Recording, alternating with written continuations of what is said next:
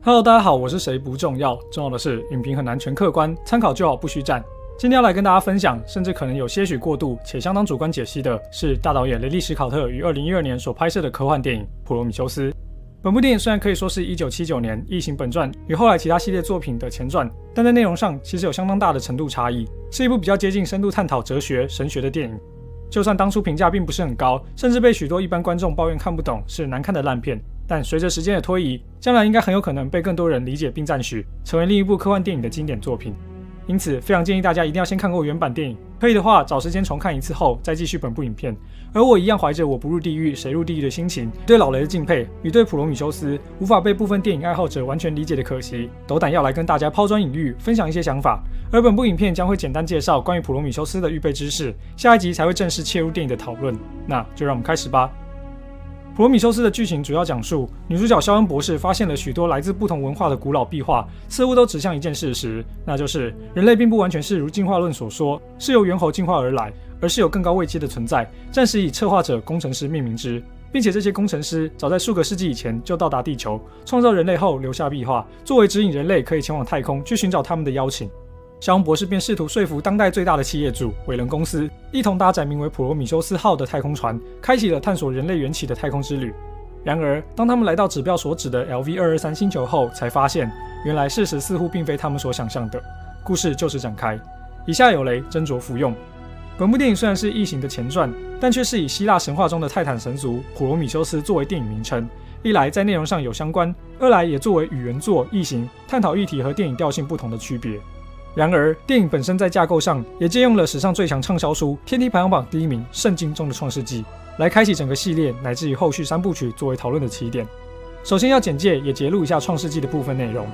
上帝耶和华在创造亚当与女人，也就是后来的夏娃之后，安排他们住在无忧无虑、衣食无缺的伊甸园之中，负责管理和照顾其他生物。耶和华告诉他们，园中可以随他们自由生活，除了知善恶果树上的果实是被禁止不可食用之外，其余的所有决定和权利都交给亚当和夏娃，并且强调的是，如果吃下了善恶果将会死去。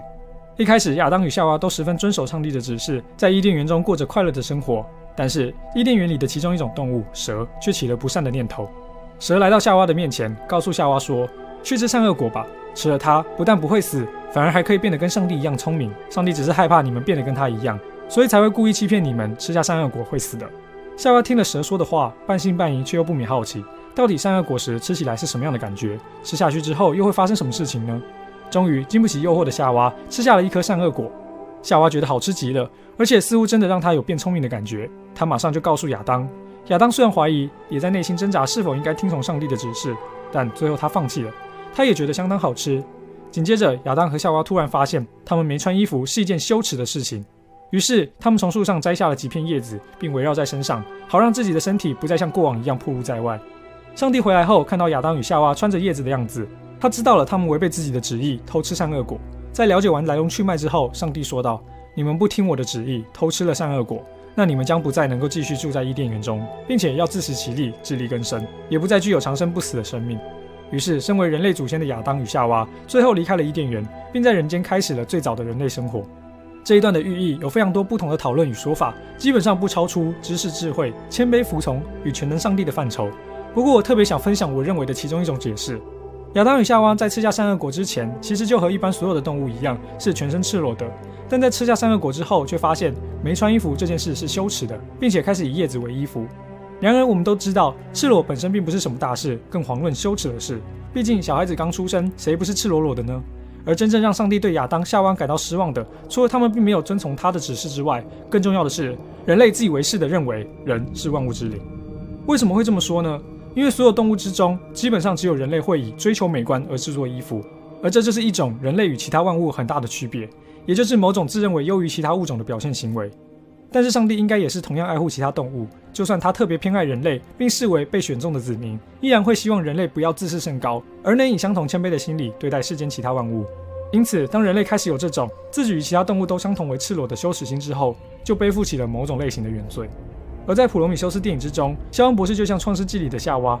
他发现了苏格兰斯开岛上的石洞壁画，也就是故事中的善恶果之后，马上就很开心地呼喊了查理博士一同前来，之后便踏上了寻根的旅程。而在 LV223 星球上也遇到了抱面虫的原生体胚胎，我们暂时称之为铁锤虫。外形就像创世纪中蛇的象征。另一个需要补充的是，虽然在圣经上似乎没有太多关于那条蛇的外形描述，但在许多民间版本，包括1993年由小鲁文化出版社出版说给儿童的历史故事第1集创世纪篇章中也有提到，亚当的妻子看蛇长得很美丽，有一对漂亮的翅膀，能够在空中飞翔。因此电影中铁锤虫的设计概念有可能就是参考这样版本的民间传说，并且剧情也大概是在这个时候急转而下的。至于关于铁锤虫以及异形系列里的性别艺术设定、议题等发展，我们之后或未来会再行继续介绍。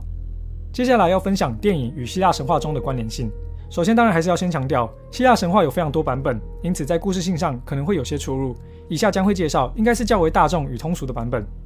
普罗米修斯在希腊神话中是泰坦神族之一，他的名字有先见之明与圣魔远虑的意思，与他的弟弟厄庇墨透斯刚好相反，是后见之明与后悔于鲁的意思。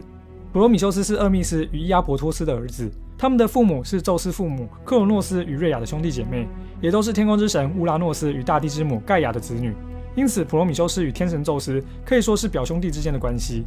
而在与他们父亲克罗诺斯的战争之中，普罗米修斯也给予了不少不错的建议，包括联合独眼巨人族和百臂巨人族，以及成功后的权力分配，使宙斯为天神，波塞顿为海神，黑帝斯为冥神，不再互相征战。除此之外，普罗米修斯最有名的事迹大概就是创造人类与其关系了。普罗米修斯和他的弟弟厄庇墨透斯共同创造了人类，并教会了人类许多知识。然而在当时，人类还是饱受动物的侵略，因此普罗米修斯想找到让人类过得更好生活的方式，他把希望寄托在火的身上。可惜宙斯是禁止人类使用火的，但是看到人类生活的困苦，普罗米修斯实在于心不忍，于是就从奥林帕斯山上偷取了火给人类。这个举动触怒了宙斯，于是宙斯便将普罗米修斯锁在了高加索山的悬崖上，每天派一只飞鹰去啄食他的肝，就如同今天可怜的爆肝工程师们一样。但跟可怜的工程师不一样的是，普罗米修斯是泰坦神族，所以他的肝每天都会重新长出来，这也使他必须天天承受被恶鹰啄食肝脏的痛苦。帮 QQ。另一方面，同样为了惩罚人类，宙斯也送给了厄庇墨透斯一个礼物，那就是女人潘朵拉。她的名字意思是最完美的礼物。与鲁的厄庇墨透斯很快就上当了，他不听哥哥的劝告，还将潘朵拉娶了回家。宙斯送给潘朵拉的嫁妆是一个盒子，但里头装着的却不完全是什么好东西。虽然厄庇墨透斯知道宙斯不怀好意，也不断提醒潘朵拉不可以打开这个盒子，但在好奇心的驱使下，潘朵拉最后还是受不了了。她打开了这个盒子，里头跑出来的是战争、疾病、祸害、忧伤等，也因此为人类的生活带来了各种磨难。不幸中大幸的是，潘朵拉在各种灾祸逃离盒子的慌乱之时，还是有赶紧盖住盒子，好不容易才留下没有飞走的希望。在大致了解完圣经与希腊神话的内容之后，我们还要补充一些相关知识，才能正式开始解析电影。不知道大家还记不记得，在普罗米修斯前半段的时候，机器生化人大卫独自一人在太空船上看的电影是什么呢？这部电影是英国大导演大卫连于1962年所拍摄的长篇电影《阿拉伯的劳伦斯》。本部电影改编自汤马斯·爱德华·劳伦斯的自传《智慧七柱》，获得非常高的评价，不但被美国电影学院评为有史以来最佳影片的第5名，也获得10项奥斯卡的提名与7项得奖，其中还包括最佳影片与最佳导演奖。除了在电影史上留下精彩的一页，也为后世带来无比的影响。大导演史蒂芬·史匹柏也曾表示，他在拍片遇到瓶颈时，本片是让他回归初衷必看的4部电影之一。阿拉伯的劳伦斯讲述一战时期的英国军官劳伦斯在阿拉伯地区所发生的种种故事。除了部分历史改编的内容，电影中也花了许多时间在探讨劳伦斯的自我认同。我是谁的自我怀疑不断出现在电影之中，包括劳伦斯本质是英国人，但却不断的同化成为阿拉伯人，也向往他们的文化。应该要是异性恋，却又好像具备同性恋特质，享受击奸和鞭打，而有同性受虐狂的倾向。以及劳伦斯到底是个战乱时的英雄，还是无力回天的凡人呢？这些问题都是电影中相当精彩的部分。虽然这部电影的年纪比我还要大上将近3倍，但为了更了解普罗米修斯，其实是要服务大家制作影片，以及耐心观看完许多次后，它依然是一部非常值得推荐的经典作品。如果可以，大家一定要找来欣赏一下的。有了以上的前导先辈知识后，我们终于准备要比较进入正题了。